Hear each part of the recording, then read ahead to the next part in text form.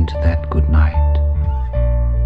Old age should burn and rave at close of day. Rage, rage against the dying of the light.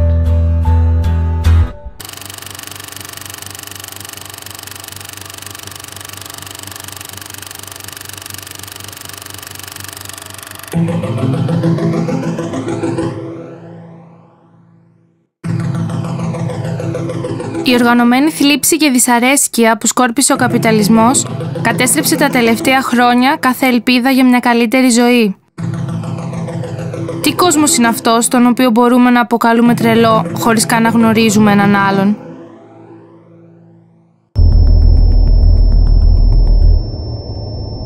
Ανταγωνιστικότητα ως νόημα ζωής. Όλοι εμείς ανταγωνιζόμαστε ο ένας τον άλλον για το πολύ που υπάρχει, αλλά ανήκει σε λίγους. Αλλά μόνο λίγοι μπορούν να κερδίσουν τη μάχη για την υποτιθέμενη ατελείωτη ανάπτυξη. Καλώς ήρθατε στην παρανόηση. Ο καπιταλισμός παράγει πλούτη, αλλά οι πιο πολλοί άνθρωποι μπορούν μόνο να τα ονειρευτούν. Το επόμενο κύμα εξορθολογισμού τρέχει κατά πάνω μας. Οτιδήποτε θα διευκόλυνε τη ζωή του ανθρώπου γίνεται περιττό.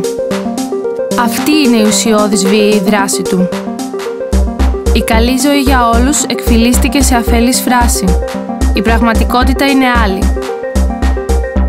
Αυτό το ξέρουν στο μεταξύ και αυτοί οι οποίοι υμνούν τον καπιταλισμό. Φτιαγμένος από τους ανθρώπους πρέπει να φανεί φυσιολογικός. Μια κρίση ακολουθεί την άλλη. Αυτός είναι η κρίση η ίδια. Η διαρκής αντίθεση.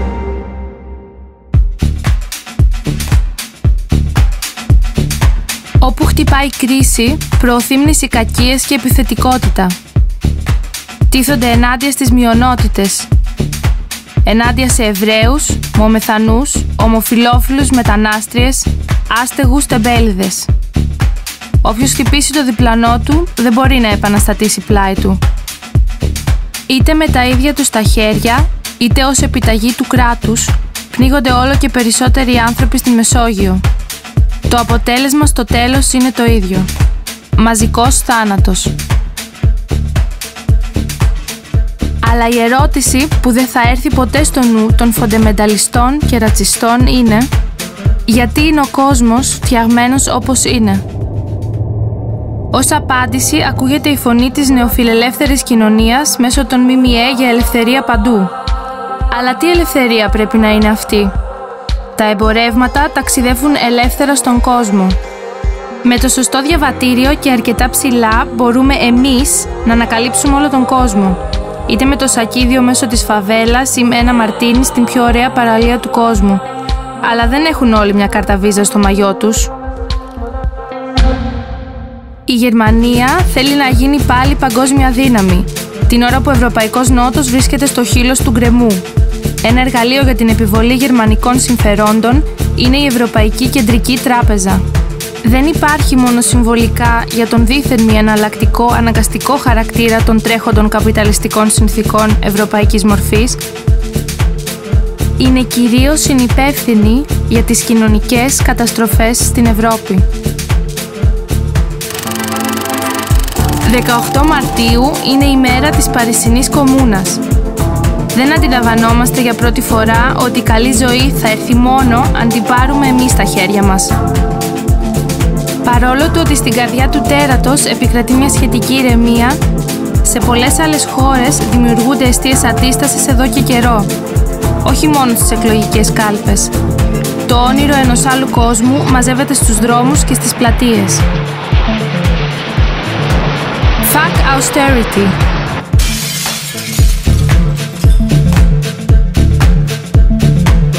Όλοι οι αγώνες που κάνουμε, αντιφασιστικοί, αντιρατσιστικοί και φεμινιστικοί, οι αντιπαραθέσεις γύρω από την παιδεία και οι αγώνες στους χώρους εργασίας, όλες οι νυχτερινές δράσεις γεμάτες θυμό και ελπίδα, είναι σωστοί και αναγκαίοι.